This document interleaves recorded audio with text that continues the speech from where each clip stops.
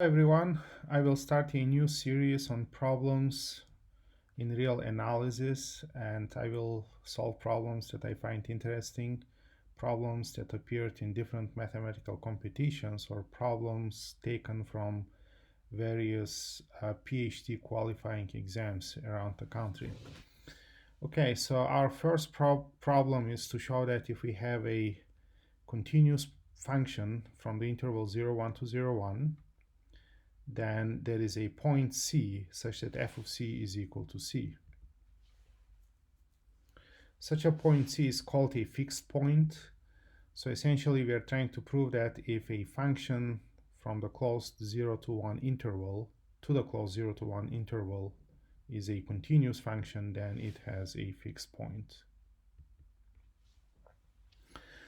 So our first observation is that f of x, the range of f of x, is in the interval from 0 to 1, which immediately implies that f of x is bounded between 0 and 1. So f of x is greater or equal than 0, and it is less than or equal than 1.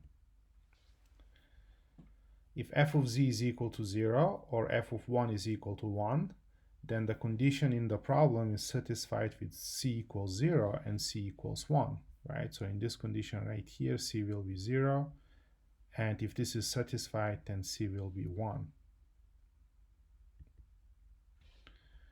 So we can assume that f of 0 is greater than 0 and f of 1 is less than 1. And in that case, we will consider this function g of x, which is f of x minus x.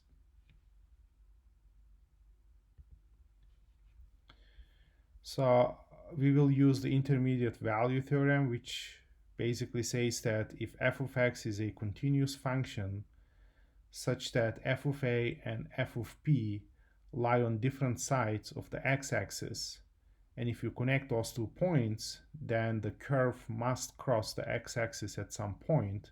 So at that point, f of c is equal to 0. So if a continuous function is such that it has opposite signs at 2 different points, then there is a point in between such that f of c is equal to 0.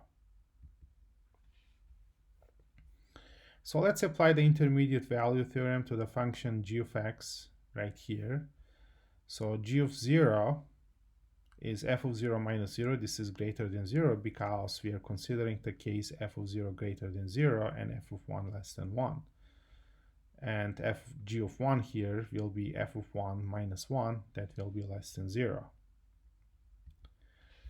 So by the intermediate value theorem, then there will be a point C between 0 and 1 such that g of c is equal to 0. But if I plug in c here for x, I'll get g of c equals 0 is equivalent to f of c equals c. So that proves that a fixed point of f of x does exist.